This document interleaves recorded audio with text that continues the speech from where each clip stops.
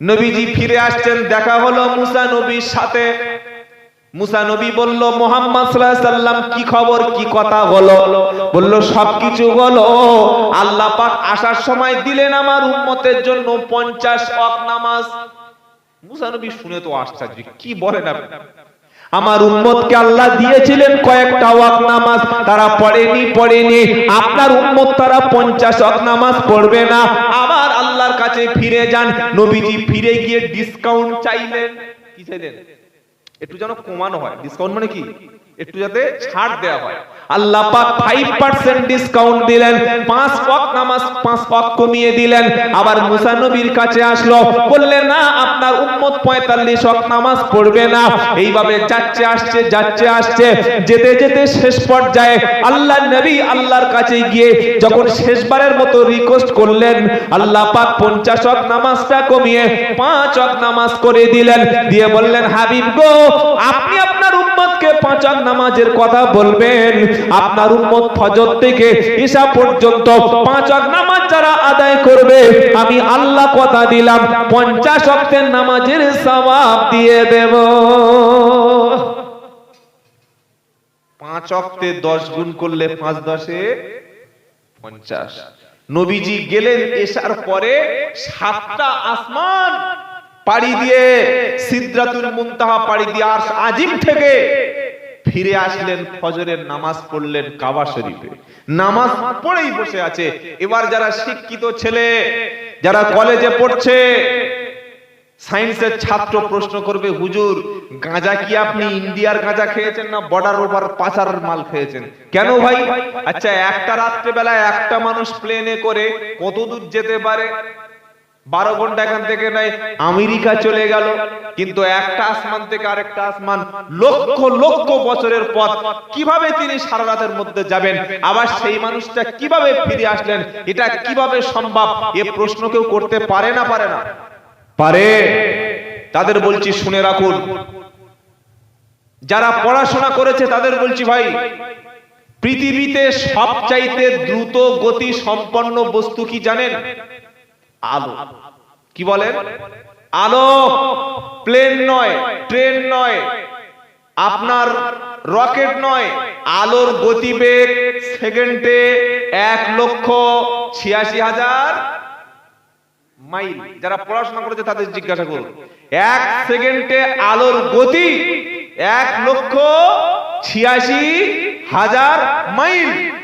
বিজ্ঞান অনুযায়ী যদি কোনো বস্তু 1 সেকেন্ডে 1,86,000 মাইলের চাইতে আরো দ্রুত গতি সম্পন্ন যদি কোনো বস্তু যায়, তখন কিন্তু সময়টা আর সময় থাকে না, সময় সেখানে থেমে যায়। সুবহানাল্লাহ বলতে ইচ্ছা করে না? আল্লাহর নবী গেলেন, জান্নাত দেখলেন, জাহান্নাম দেখলেন, কি কি কাজ হবে, কোন কাজ, সব দেখলেন। সব কিছু এক রাতের মধ্যে দেখে আবার ফজর আগে ফিরে আসলেন। তার মানে কি? আলোর গতিবেগ সেকেন্ডে 1,86,000 মাইল, আর 1,86,000 মাইল 1 সেকেন্ডে। তার চাইতে যদি কোনো বস্তু আরো গতিতে যায়, তখন কিন্তু সময়টা ওই জায়গায় থেমে যায়। আল্লাহর নবী এশার পরে গেছেন আর ফজর আগে ফিরে এসেছেন। নবীর বুরাকের গতিটা এত বেশি ছিল, আলোর চাইতে বেশি গতি ছিল। 1 সেকেন্ডে 1,86,000 মাইলের বেশি ছিল। তাই নবী অত বছর অত সময় ওখানে পার করে ঘুরে এসে সেই একই সময় ছিল, অর্থাৎ এত গতিতে ছিল, সময়টা আল্লাহর নবীর জন্য থেমে গিয়েছিল। জোরে বলুন না সুবহানাল্লাহ। নবীজি এসেছেন, দেখা হলো প্রথম আবু জাহেলের সাথে, যেটা বলছিলাম। আবু জাহেল বলল, ব্যাপারটা কি? নবীজি যখন ঘটনাটা সবকিছু খুলে বললেন, আবু জাহেল বলল, মুহাম্মদ সাল্লাল্লাহু আলাইহি সাল্লাম, আচ্ছা এই ঘটনাটা কি? আমি মানুষের কাছে হুবহু বলতে পারি। নবী বললে, বলো। মিরাজটা সত্য। নবীজি সাল্লাল্লাহু আলাইহি সাল্লাম যখন বললেন, আবু জাহেল বলো। আবু জাহেল সর্বপ্রথম গিয়ে আবু বকরের সঙ্গে দেখা হলো। দেখা হয়ে বলল, আবু বকর সিদ্দিক, এতদিন মুহাম্মদ সাল্লাল্লাহু আলাইহি সাল্লামের মাথা ঠিক ছিল, কিন্তু আজকের একটা ঘটনা বললো, এটা কখনো বিশ্বাস করা সম্ভব না। এক রাত্রে বেলা তিনি নাকি 7 তবক আসমানে গেছে।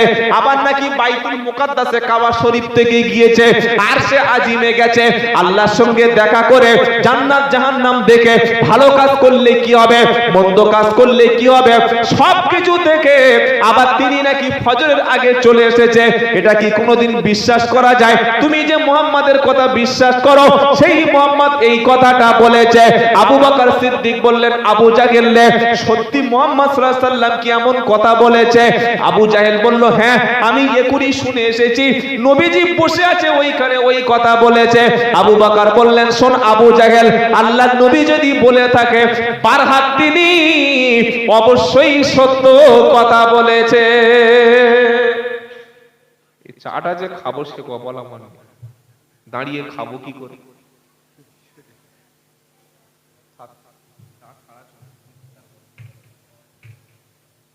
এই বাবাজিরা, আবু জাহেল মনে করলো যে আজকের নবীর অসম্মান করব, আর প্রথম দেখা যায় আবু বকর সিদ্দিক বলেন, হ্যাঁ যদি সত্য তিনি গিয়ে থাকেন তাহলে ঘটনাটাও সত্য, বলুন সুবহানাল্লাহ।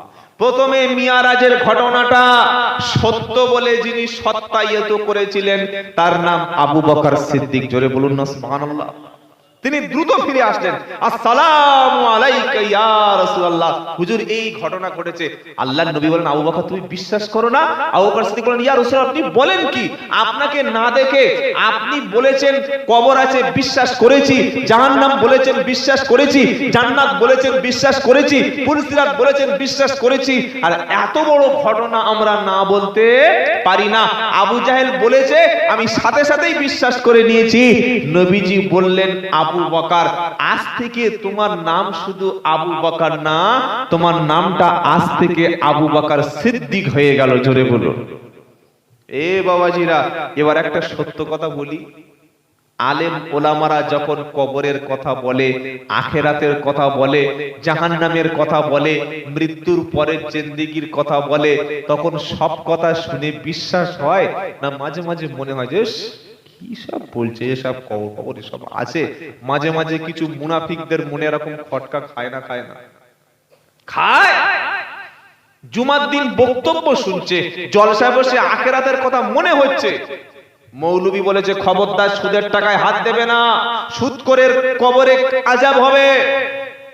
এটা শুনে কিন্তু বলছে না ঠিক বলেছে, কিন্তু পরের দিন যখন সুদের মালটা টাকা গুনে আনতে যায় তখন আলেমের কথা মাথায় থাকে না। মৌলবী বলেছে হারাম খাবে না, শুনেছে জলসায়, কিন্তু যখন কোনো হারাম মালটা আরামে পায় তখন আর আলেমের কথা শোনা মনে থাকবে। মৌলবী বললে হয়ে গেল। ঠিক এই রকম যাদের পরিস্থিতি, শোনে ভালোভাবে, সুবহানাল্লাহ বলে, ইনশাআল্লাহ বলে, মাশাআল্লাহ বলে, নারাই তাকবীর হুজুর বলে, হুজুর যা বলছে ঠিক বলে, কিন্তু নিজের বাস্তব জীবনে আর আমল থাকে না। এই ব্যক্তিগুলিকে যখন জাহান্নামে ফেলা হবে, এদেরকে ওই একই কথা জিজ্ঞাসা করাবে। কি কথা? ওয়াসিকাল্লাযীনা কাফারু ইলা জাহান্নাম যুমারা হাত্তা ইদা জাউহা ওয়া ফুতিহাত আবওয়াবুহা ওয়া ক্বালা লাহুম খাযানাতুহা আলাম ইয়াতিকুম রুসুলুম মিনকুম ইয়াতুলুনা আলাইকুম আয়াতি রাব্বিকুম ওয়া ইউনদিরুনাকুম লিকা ইয়াউমিকুম হাদা ক্বালু বালা। এই কলুবালাটা আল্লাহ জিজ্ঞাসা করেছিলেন কখন মনে আছে বাবা? রুহের জগতে। আমাদের পৃথিবীতে আসার আগে যে জগতে আমরা সবাই ছিলাম, জগৎটার নাম কি? রুহের জগৎ, আলমে আরওয়াহ, রুহের জগৎ। সেই জগতে আমরা আল্লাহকে কি বলেছিলাম? কলু বালা, হ্যাঁ অবশ্যই স্বীকার করে নিয়েছি। আরে একই কথা ঠিক কখন বান্দা বলবে জানেন? যখন কাফেরদেরকে জাহান্নামে ফেলে দেওয়ার প্রস্তুতি নেওয়া হবে। ওয়াসিকাল্লাযীনা কাফারু ইলা জাহান্নামা যুমারা 24 পারা 5 পৃষ্ঠা 5 নম্বর লাইনে 71 নম্বর আয়াত সূরার নাম জুমার। কাফির বান্দা কাফির অস্বীকারী কাফেরদেরকে যখন জাহান্নামের দিকে যখন নিয়ে চলে যাওয়া হবে, আগে থেকে তাদের জন্য দরজাগুলি সব খুলে রাখা হবে। তাদেরকে জিজ্ঞাসা করা হবে, আলাম ইয়াতিকুম রুসুলুম মিনকুম ইয়াতুলুনা আলাইকুম আয়াতি রাব্বিকুম ওয়া ইউনদিরুনাকুম লিকা ইয়াউমিকুম হাদা। প্রথম প্রশ্ন হবে, ইয়াতিকুম রুসুলুম মিনকুম, হে কাফেররা জাহান্নামীরা তোমরা বলো তোমাদের কাছে আমার পক্ষ থেকে কোন বার্তা বাহক কি গেল না? কোন নবী এসেছিল? নবীর সংখ্যা কত জোরে বলেন? কথা বলে না? 1,24,000 মতান্তরে 2 লাখ। সকলে বলুন 1,24,000 মতান্তরে। কত বড় ডাহা ভুল কথা বক্তা বলে গেছে। কোন শিক্ষিত ব্যক্তি শুনলে কথাটা বাইরে গিয়ে হাসবে, বলে হুজুর কি ব্যাপার? একটা লোকের পুকুরে মাছ আছে, বেয়াই এসে বলছে কত মাছ পুকুরে ছেড়েছো? বললে বলা যাবে না। বললে বলো বেয়াই। বললে আমার পুকুরে 40 কেজি অথবা 500 কেজি মাছ আছে। আচ্ছা, এটা পাগলের মতো কথা হলো না শিক্ষিত লোকের মতো কথা হলো? জোরে বলেন। হয় 40 কেজি অথবা 50 কেজি, দুটো হতে পারে, হ্যাঁ না না বলেন? এখান থেকে লোক ধর্মতলায় মমতা ব্যানার্জির মিটিং এ গেছে, পাড়া সিপিএম এর লোকেরা বলছে ভালো লোক জমেনি। তৃণমূল লোক বলছে অনেক লোক হয়েছে, জানিস আমার দিদি অনেক লোক জোগাড় করেছে। তো বলছে কত লোক গেছে বল? তৃণমূলের লোক তখন এসে বলছে জানিস 1 লাখ থেকে অন্তত 1,20,000 বা 10,000 লোক হবে। কিন্তু কোন তৃণমূলের লোক যদি এসে বলে 1 লাখ কিংবা 3 লাখ, 1 লাখ কিংবা 2 লাখ লোক হয়েছে, কথাটা ঠিক না ভুল? ঠিক না ভুল? হয় 1 লাখ বা 1,10,000 হবে, 1 লাখ বা 2 লাখ এটা কোনদিন হয়? 1 লাখ 2 লাখ হয়? একটা লাখ পরিবর্তন। তো কেউ জিজ্ঞাসা করছে নবীদের সংখ্যা কত?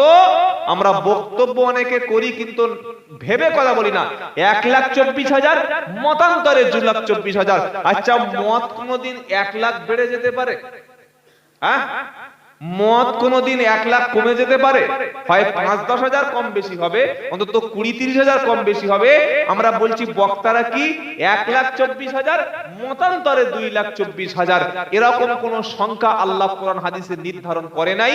তবে যত নবী এসেছিলেন, আমানতু বিল্লাহি ওয়া মালাইকাতিহি ওয়া কুতুবিহি ওয়া রুসুলিহি, যত নবী রাসূল এসেছিলেন, 1 লাখ হোক, 3 লাখ হোক আর 2 কোটি হোক, সমস্ত রাসূলদের উপরে আমরা ঈমান এনেছি। জোরে বলুন না সুবহানাল্লাহ। এটাই হচ্ছে আমাদের সঠিক কথা। যদি কেউ বলে যে 1,24,000 নবী, আর সত্যি যদি 2,24,000 নবী হয়, তাহলে 1 লাখ নবী মাইনাস হয়ে গেল। আবার যদি কেউ গ্যারান্টি দিয়ে বলে 2,24,000 নবী, সত্যি যদি 1,24,000 নবী হয়, তাহলে 1 লাখ নবী ধার করে নেওয়া হলো না ভাই? আসল ব্যাপারটা যত নবী রাসূল এসেছিলেন একমাত্র কে জানেন? আল্লাহ। কিয়ামতে জিজ্ঞাসা করবে কাফেরদের জাহান্নামে দেওয়ার আগে, আলাম ইয়াতিকুম রুসুলুম মিনকুম, আল্লাহর পক্ষ থেকে তোমাদের কাছে কি কোনো বার্তা বাহক গেল না? কোন নবী কি ছিল? নবীর উম্মতরা সেদিন বলবে হ্যাঁ নবী ছিল। আল্লাহ পাক শোনাচ্ছে, নবীদেরকে জিজ্ঞাসা করব উম্মতদের কাছে বার্তা পৌঁছেছো কিনা বলো, আর উম্মতদেরকে জিজ্ঞাসা করব নবীরা সঠিক খবরটা পৌঁছেছে কিনা বলো।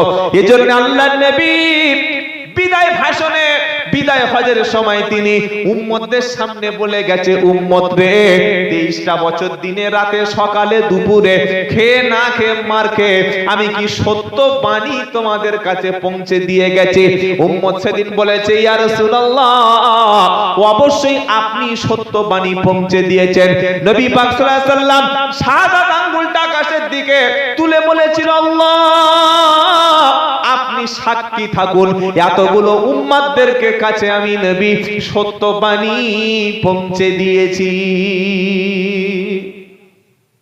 কোন মানুষ কিয়ামতের দিন যাতে না বলতে পারে আল্লাহ কই আমি তো কোরআন শুনিনি, আল্লাহ আমার কাছে কোনো নবী তো আসেনি, কোনো ওলি আসেনি, কোনো পীর দিনের কথা বলেনি, কোনো আলেম তোমাকে বোঝায়নি, এই কথাটা আর কেউ বলতে পারবে না। এখন বলতে পারবে? এখন জলসায় আর কি বক্তা আসে, একটা মোবাইলে 200 টাকার নেট মারলে কয়েক লাখ বক্তা। কি বলছেন আপনারা বলেন না?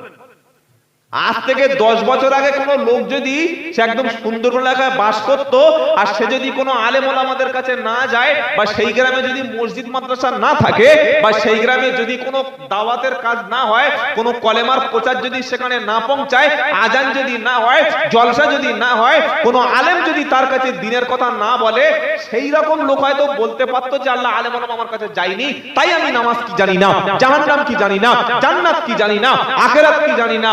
আজকের ইন্টারনেটের যুগে কোন লোক বলতে পারবে আল্লাহ জান্নাত জাহান্নাম জানি না? বলতে পারবে? খালি মোবাইলে একটা বক্তব্য শুনলে হয়, হাজার হাজার বক্তা কোরআন হাদিস যুক্তি তর্ক ইজমা কিয়াস ফিকা ফারায়েজ সায়েন্স হিস্ট্রি ম্যাথমেটিক্স সব দিয়ে বুঝিয়ে বুঝিয়ে বলে দিচ্ছে, জাতি সব শুনছে, কিয়ামতে কেউ অভিযোগ করতে পারবে না যে আল্লাহ আমরা ওয়াজ শুনি। বলতে পারবে কেউ? বলা যাবে না। প্রথম প্রশ্ন হবে, বলো যে সত্যি কি তোমার কাছে আমার পক্ষ থেকে কেউ বার্তা পৌঁছে দিয়েছে? এই যে মসজিদে আজান হয়, আজানের মানে কিন্তু কি জানেন? সতর্ক করা। আজানের মানে কি? আল্লাহু আকবার, আল্লাহু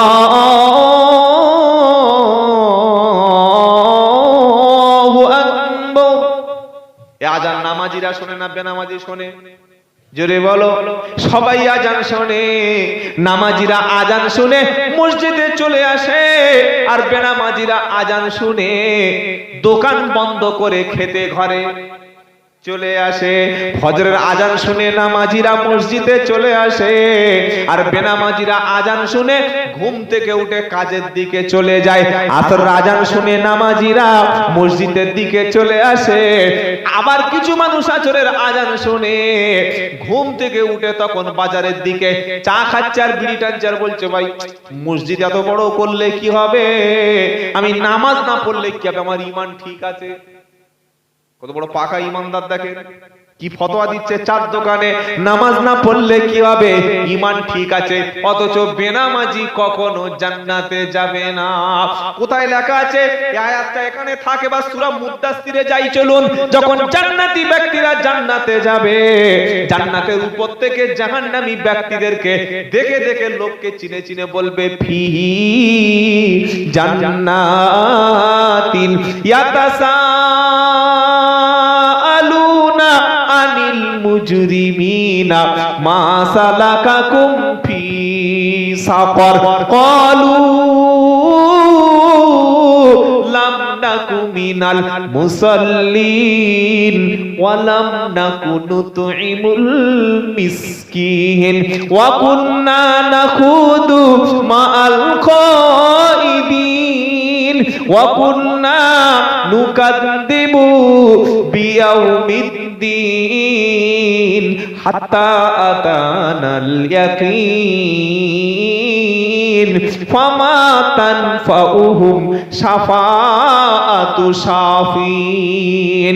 29 পারা 17 পৃষ্ঠা 12 নম্বর লাইনে একদম 42 নম্বর আয়াত, সূরার নাম মুদ্দাসসির। আমরা যারা ঈমান এনেছি, কলেমা পড়েছি, আমরা ইনশাআল্লাহ যাব একদিন জান্নাতে। ইনশাআল্লাহ বলেন। যাদেরকে দুনিয়ায় মসজিদে পাওয়া যাচ্ছে তাদেরকে ইনশাআল্লাহ কিয়ামতে জান্নাতে পাওয়া যাবে। যাদেরকে কোরআনের সাথে আছে চলতে দেখছেন তাদের জান্নাতে নবীদের সাথে দেখতে পাবেন। যাদেরকে ইমামের সাথে, আলেমের সাথে, আল্লাহওয়ালা ব্যক্তিদের সাথে যাদেরকে দেখছেন, ইনশাআল্লাহ কিয়ামতের দিন তাদেরকে জান্নাতের সাথীদের সাথে দেখবেন। বলুন সুবহানাল্লাহ। যারা তাসবিহ নিয়ে হাতে চলে, টুপি মাথায় দিয়ে রাস্তায় বার হয়, মুসলমানদেরকে দেখলে সালাম দেয়, বেনামাজিদেরকে দেখলে দুটো হাত ধরে মসজিদে টেনে আনে, নাপাক সুদখোর মদখোর একজন ইসলাম থেকে দূরে সরে গেছে, হাত দুটো ধরে জোর করে তাকে আল্লাহর ঘরের দিকে টেনে এনে বসিয়ে দিচ্ছে। আজান হয়ে যাওয়ার পরে নামাজ পড়তে আসার সময় দুজন মানুষকে এনে মসজিদে বসিয়েছে, আর মাগরিবের নামাজের পরে ইমাম সাহেব কোরআন শেখাচ্ছে, আর একজন কোরআন না জানা ব্যক্তিকে কোরআন শেখাচ্ছে। এরকম ইসলামের সঙ্গে দ্বীনের সঙ্গে জুড়ে আছে যারা, জান্নাতের নবীদের সাথে জুড়ে থাকবে তারা। সুবহানাল্লাহ বলেন। মসজিদে নামাজ পড়তে আসে না, চায়ের দোকানে ফতোয়া দিচ্ছে বললে এই মসজিদে নামাজ হবে না। ফতোয়া দেয় কারা? চায়ের দোকানের মুফতি যারা। কোথাকার মুফতি বলো? চায়ের দোকানের মুফতি। প্রকৃত মুফতি যারা ভাই, তারা কিন্তু ফতোয়া ফটফট করে সব জায়গায় দেয় না। আর যারা চা খেতে খেতে চাখোর মুক্তি হয়ে যায়, এক কাপ চায়ের মধ্যে 40 পাতা ফতোয়া দিয়ে দেবে। কথা বুঝেছেন না বোঝেন নাই? কথা কিছু বুঝেছেন? চায়ের দোকানে বসে বসে ফতোয়া দিচ্ছে, বলছে বাড়িতে বসে বসে নামাজ পড়লে হয়, মসজিদে জামাতে যাওয়ার দরকার কি আছে? কত বড় পাকা মাল, একবার চিন্তা করুন। আল্লাহ এরকম চাখোর মুক্তিদের হাত থেকে হেফাজত করুক, বলুন আমিন। চায়ের দোকানে ফতোয়াবাজি চলে। তো আল্লাহ পাক শোনাচ্ছে কিয়ামতের দিন জান্নাতি ব্যক্তি জান্নাতে বসে দুনিয়ার কিছু মানুষকে চিনতে পেরে বলবে, ভাই এই এত পয়সা ছিল, এত টাকা ছিল, জমি ছিল, জায়গা ছিল, ডিগ্রি ছিল, সম্মান ছিল, সবকিছু থাকার পরে তুই সত্যি জাহান্নামে এলি? আমি বিশ্বাস করি না যে তোর মতো লোক জাহান্নামে আসবে। তুই আসলি কি করে? আসতে পারলি? কি করেছিলি রে ভাই? কি করেছিস বল না। তখন জাহান্নামী কি বলবে জানেন? জানেন? কোরআন, ক্বালু লাম নাকু মিনাল মুসাল্লিন।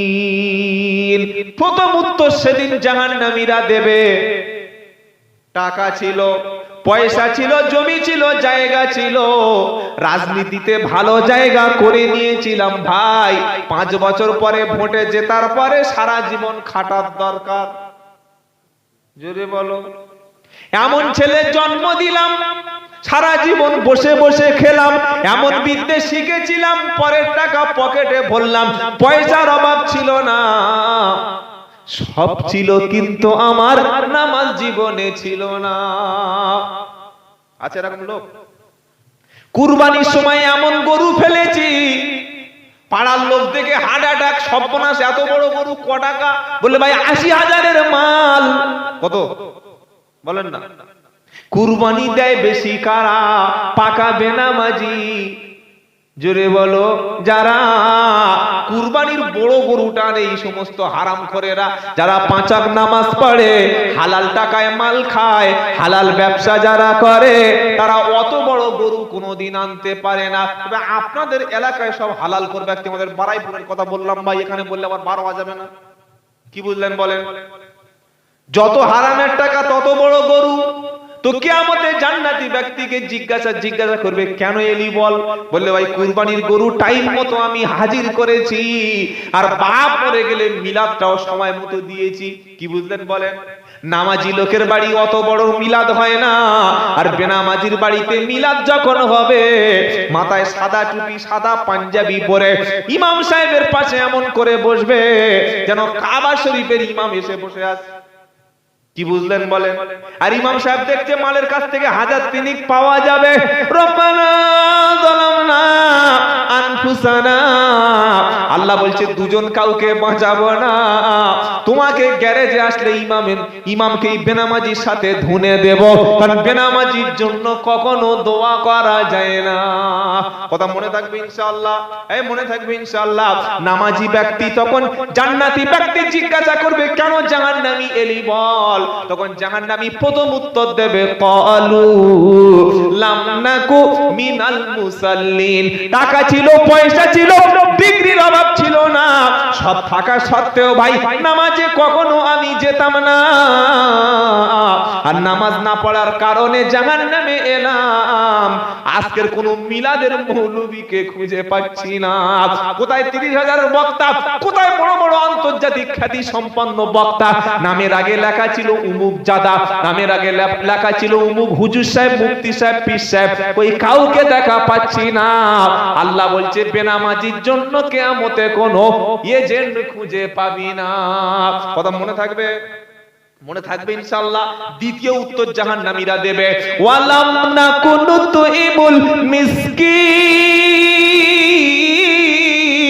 জাহান্নামীরা দ্বিতীয় যে উত্তরটা দেবে, ভাই নিজে খাদ্য ফকির মিসকিনকে দিতাম না, আর মিসকিনদেরকে কখনো আমরা খাবার দিতাম না। মিসকিন কারা জানেন? গ্রামে অনেক মানুষ আছে বিধবা হয়ে গেছে, লজ্জায় কারোর কাছে হাত পেতে টাকা চাইতে পারে না, অথচ পয়সার দরকার। শীতের সময় লজ্জায় কারোর কাছে ব্ল্যাঙ্কেট চাইতে পারে না, অথচ শীতের বেলা রাতে কাঁপে। এর নাম হচ্ছে মিসকিন। বাপ মারা গেছে, ছেলের বয়স 18, বেকার শিক্ষিত ছেলে, কারোর কাছে টাকা চাইতে পারে না, কোনো কাজ নাই, একেবারে অচল, একেবারে অসহায়, লজ্জায় চাইতে পারে না, অথচ খাবারের দরকার। এর নাম হচ্ছে মিসকিন। একটা লোক পঙ্গু হয়ে গেছে, এমন অবস্থা বিছানায় পড়ে আছে, আগে পয়সা ছিল, এখন আর পয়সা নাই, বাড়িতে খাবার নাই, বাড়িতে থাকার মতো কোনো ব্যবস্থা নাই, অথচ লজ্জায় কাউকে বলতে পারে না, চাইতে পারে না। এটারও নাম হলো মিসকিন। আমরা ফকিরকে খেতে দিই, এতিমকে খেতে দিই, কিন্তু মিসকিন চিনতে পারি না। আমি আব্দুল্লাহ জুবায়ের তাই বলছি, ভাই যদি আপনার ভাই খুব অসহায় পড়ে, খুব গরিব হয়ে যায়, আপনার চাচাতো ভাই, ফুফুতো ভাই, মামাতো ভাই কিংবা প্রতিবেশী, দেখছেন বাইরে লেভেল ভালো, পোশাক ভালো, কিন্তু পেটে ভাত জোটে না, পচুতে না, এই রকম লোককে সহযোগিতা করা সমাজের লোকের জন্য ওয়াজিব। আপনার নিজের মায়ের পেটের ভাই, নিজের চাচাতো ভাই এত গরিব, কোনো কাজ নাই, অসহায়, কঠিন রোগে পড়ে আছে, কাজ করতে পারে না, অথচ খাওয়া হয় না, এরকম লোক সমাজের চোখে পড়ে না? আছে না নাই? আপনি তাকে 500 টাকা দিলেন, 1000 টাকা দিলেন, দেওয়ার সময় যদি বলেন যে ভাই তোকে এটা দান করছি, ও টাকাটা নেবে? এই বলেন না, নেবে না। দাওয়াত করলেন, যাওয়ার সময় ভাই কিসের টাকা, এই 500 টাকা কেন? ভাই এটা রাখো, আমি তোমাকে দিচ্ছি খুশি করে, হাদিয়া, যদি তোমার পরে সামর্থ্য হয় তুমি ফিরিয়ে দিও। এটা কিন্তু 1 নম্বর দান। জোরে বলুন সুবহানাল্লাহ। এই দানটা সবচাইতে আল্লাহ কবুল করে। এই দানের মধ্যে দুটো লাভ আছে। এক, আত্মীয়র সঙ্গে সম্পর্কটা মজবুত হলো, আর 2, নিকট আত্মীয় অসহায় আছে, তাকে কিছু দিয়ে সহযোগিতা করলেন, একটা দানের সওয়াব পেলেন, আরেকটা আত্মীয়তার সম্পর্ক টিকিয়ে রাখা সওয়াব পেলেন। জোরে বলুন। নিজের বোন, নিজের বোনাই, নিজের মায়ের পেটের ভাই, কিংবা নিজের জামাই, মেয়ে, যে কোনো হোক, খুব যদি অসহায় পড়ে যায়, রোগে পড়ে যায়, ঋণী হয়ে যায়, শোধ করতে পারছে না, আপনি ডেকে আড়ালে 2,000 টাকা দিলেন, 1 বস্তা চাল পাঠিয়ে দিলেন। কে চাল দিয়েছে? কে দিল? সেই করিমের বাপ। কেন বলতো? না, এমনি ভালোবেসে দিয়েছে। আপনার দুটো সওয়াব হলো, একটা হচ্ছে আত্মীয় সম্পর্ক বজায় থাকলো, আর একটা কি হলো জানেন? একটা কি হলো?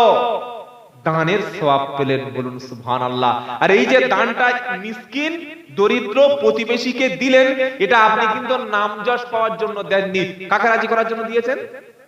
জোরে বলেন না। ওয়ায়ুতুইমুনাত তুআমা আলা হুব্বিহি মিসকিনাও ওয়া ইয়াতীমাও ওয়া আসীরা ইন্নামা নুতইমুকুম লিওয়াজহিল্লাহি লা নুরিদু মিনকুম জাযাআও ওয়ালা শুকুরা।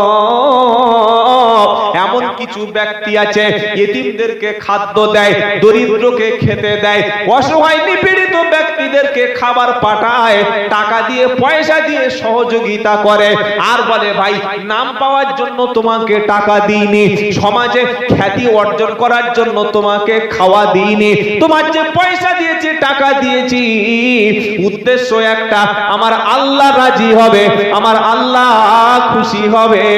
দুনিয়ায় কোনো নাম যশের জন্য তোমাকে খাওয়ালাম না, নিয়ত থাকবে আল্লাহ পাবো, আমার আল্লাহকে রাজি করব, আমার আল্লাহকে খুশি করব। এমন নিয়তে যদি ইতিম মিসকিন দুস্থ প্রতিবেশীকে খাওয়া দেয়, ক্ষুধার্ত ব্যক্তিকে খেতে দেয়, দরিদ্রকে সহযোগিতা করে, আল্লাহ তাআলা জান্নাতে আপনাকে স্পেশাল গেস্ট করে সেদিন জান্নাতি খাবারও খাইয়ে দেবে।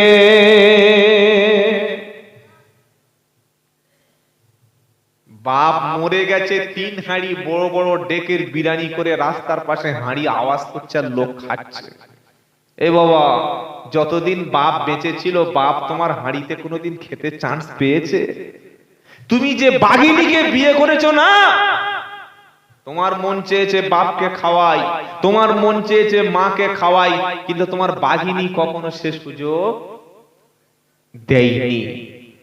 10 বছর মা বিছানায় পড়েছিল, অনেক হতভাগা, জীবনে কখনো মায়ের জন্য 500 টাকার ওষুধ কিনে পাঠায় না, মায়ের সুগারটা টেস্ট পর্যন্ত করে না, মা প্যারালাইসিস পড়ে আছে, বিছানাটা কখনো ধুয়ে দেয় না, আর মরে গেছে জানাজার মাঠে বলছে বাবারা আমার মা মরে গেছে, ভুল কিছু ক্ষমা করে। অভিনয় কত দেখবে, মানুষের কাছে কাঁদছে যে আমার মা মরে গেছে, যদি কিছু করে তাকে ক্ষমা করে দিও। এই কথা তুই মায়ের আগে নিজে পা ধরে কাঁদ। 10 বছর কি নির্যাতন তোর মা করেছিস, আল্লাহ দেখেছে, আল্লাহর ফেরেশতারা দেখেছে, আর তোর কাঁধে যে সাথে কিরামান কাতিবিন ওরা সব রেকর্ড করেছে। হতভাগা ছেলে, মায়ের পেশাবের কাপড়টা কখনো পাল্টে দাওনি, মা দুপুরে শীতের সময় গোসল করবে গরম পানি করে দাওনি, মা 3টে বেজে গেছে 2টো গরম ভাত চাইছে তুমি খেতে দাওনি, তুমি আর তোমার বিবি বড় বড় ইলিশ মাছ ধরে, বড় বড় দেশি মুরগির ডিম রাত্রেবেলা লেগ পিস দিয়ে আরামে খেয়ে কোঁত কোঁত করে লেবের মধ্যে ঘুমিয়েছিল। ফেরেশতারা এগুলো দেখেনি? কি বুঝলেন, দেখেছে না দেখে নাই? 40 দিনের মাথায় মিলাদ হচ্ছে, মৌলবি কাঁদছে, আর পাশে বাড়িওয়ালা, এত কান্না মৌলবি কেঁদেছে না, ফেরেশতা একদম আসমান ভেঙে 3 সেকেন্ডের নিচে চলে এসেছে। সে বলছে আল্লাহ, বললে কি? বললে এত চোখে পানি, চোখ ভিজে, দাড়ি ভিজে, জামা 1.5 কাঠা ভিজে গেছে। আল্লাহ বলছে ফেরেশতা বললে কি? বলে ওর বাপের কবর আযাবটা maaf করে দে। ফেরেশতা কবর ডাঙায় গিয়ে কবর খুঁজে পাচ্ছে না। আরে যে কেঁদে ভাসাচ্ছে তার তো বাপ মরেনি, শুধু মৌলবী সাহেব 700 টাকার জন্য, 800 টাকার জন্য, 300 টাকার জন্য, 2000 টাকার জন্য কাঁদছে। আর পাশে যার বাপ মরেছে ও খালি ভাবছে যে হুজুর এত বড় দোয়া করছে, লোক তো গড়গড় করে আসছে, শাল পাতা শেষে কুলোবে কি? হুজুর খালি বলছে হুজুর দোয়াটা মুক্তাসার কর, হুজুর দোয়াটা শর্টে সারো। আচ্ছা মিলাদের দোয়া শর্টে কেউ ছাড়ে? কি বলছি, শর্টে মিলাদের দোয়া ছাড়লে মৌলবীর পকেটে হাদিয়া দেবে? দেবে? তাই লম্বা দোয়া, কান্না শেষ হচ্ছে না, আর বাড়িগুলো টেনশনে পড়ে যাচ্ছে যে এত যদি লম্বা দোয়া হয়, পাড়ার লোক যখন ইয়া নবী সালামু এটা যখন হয় না, চল এবার বিরিয়ানি দেবে, ঠিক লোক বুঝবে বিরিয়ানি দেবে, বিড়ি ফিড়ি ফেলে গামছা ফামছা কাঁথা মেরেছিল, কাঁথা ছেড়ে দেবে। কি বললেন, পকেটে সিগনি মোচা রুমাল ছিল, মাথায় জড়িয়ে নিয়ে ছুটে এসে আল্লাহ মামি, আল্লাহ মামি। হারাম তো সকাল থেকে জীবনে নামাজ পড়েনি। যে লোকটার বাড়ি মিলাদ হচ্ছে, লোকেরা কলেমা শরীফ পড়েছে, ও তখন বড় বড় তাড়ি খাচ্ছিল, গাঁজা খাচ্ছিল, এই যে আল্লাহ মামি। ফেরেশতা বলছে এই মালটা সাইড করে। কি বুঝলেন, এত লম্বা ধোয়া ধরেছে, শেষে তাবারও কুলানো চাচ্ছে না। আমাকে ক্ষমা করবেন, ইসলাম এই রকম কান্না পছন্দ করে না। কোন কান্না ইসলাম চায়? রাতের আধারে বাপ বিছানায় আছে, মা ঘুমিয়ে গেছে, পাড়াপতি ঘুমিয়ে গেছে, প্রতিবেশী, সারাদিন তুমি অক্লান্ত পরিশ্রম করেছো, রাত 2টা বেজে গেছে, 3টা বেজে গেছে, তুমি তোমার হাতটা একটু আসমানের দিকে বাড়িয়ে দাও, ওযুটা করো, গোসলটা করো, আল্লাহর কাছে হাত দুখানা তুলে বলো রব্বুল আলামিন, আমার মতো পাপী এই গ্রামে একটাও নাই। এটা কোদালিয়া তো আল্লাহ, এই বসিরহাট কোদালিয়ায় আমার মতো পাপী একটাও নাই। আমার 40 বছর বয়স পর্যন্ত মদ কোনোদিন কাজা ছিল না। আমি জীবনে কখনো তোমার মসজিদে যেতে পারিনি আল্লাহ। রমজান মাসে না জেনে না বুঝে খেয়েছি আল্লাহ। আমি সুদ খেয়েছি, জেনা করেছি। মাওলায় কারীম, আমার মতো পাপীটাকে তুমি ক্ষমা করে দাও আল্লাহ, আমার অপরাধকে মুছে দাও। আর আমার যে বাপটা গত 2 সপ্তাহ আগে কবরে চলে গেছে আল্লাহ, এই বাপের কবরটা বড় কষ্ট হচ্ছে। যদি হয়ে থাকে আমার মতো পাপীটার কথা শুনে বাপের কবরটা মাফ করে দাও দাও আল্লাহ। এটা বলার জন্য যোগ্য ছেলে লাগে, নামাজি পরেশগার ছেলে লাগে। এজন্য কবর জিয়ারত করার দরকার আছে। আমি আব্দুল্লাহ জুবাইরকে 20,000 কেন 50,000 টাকা দিয়ে নিয়ে যদি আল্লাহর কসম কোন কবরস্থানের কাছে নিয়ে যান, আমি যখন কবরস্থানের কাছে যাব আমি খালি দেখব আমার টাকার অ্যামাউন্ট কেমন, সেই হিসাবে আমার চোখ থেকে পানি আসবে। আর যদি কোনো ছেলে বাপের জন্য কবরস্থানের পাশে গিয়ে কাঁদে, ওখানে দুনিয়ার কোনো স্বার্থ কাজ করে না। স্বার্থ ছাড়া পৃথিবীতে কোনো কেউ ভালোবাসে না। কি বলছেন আপনারা? বাসে না। একমাত্র বাপ মার ভালোবাসা সন্তানের প্রতি স্বার্থ ছাড়া। আমি যখন দোয়া করব তখন দেখবো আমার দোয়ায় বাড়িওয়ালা সন্তুষ্ট হচ্ছে কিনা, মিলাদ কমিটি সন্তুষ্ট হচ্ছে কিনা, জলসা কমিটি সন্তুষ্ট হচ্ছে কিনা, যে কারখানা উদ্বোধন করার জন্য দাওয়াত করেছে সন্তুষ্ট হচ্ছে কিনা। আর ছেলে যখন কবরস্থানের পাশে গিয়ে বাপের জন্য কাঁদবে, মায়ের জন্য কাঁদবে, সেখানে দুনিয়ার অন্য কোনো মাকসাদ নাই, একটাই উদ্দেশ্য, আমার আল্লাহ রাজি খুশি হচ্ছে কিনা। সবচাইতে অরিজিনাল কান্না তো ছিল ছেলের কান্না। এই ছেলের কান্নাটা মসজিদে বসিয়ে, মক্তবে বসিয়ে, কোরআন শেখার মজলিসে বসিয়ে, মাদ্রাসায় বসিয়ে, ওলামাদের মজলিসে বসিয়ে, দ্বীনের দাঈদের মজলিসে বসিয়ে, মৃত্যুর আগে কিভাবে কাঁদলে আমার আল্লাহ রাজি হবে, এটা মক্তবে মাদ্রাসায় ছেলেকে শিখিয়ে নেওয়ার দরকার ছিল না ছিল না? ছিল।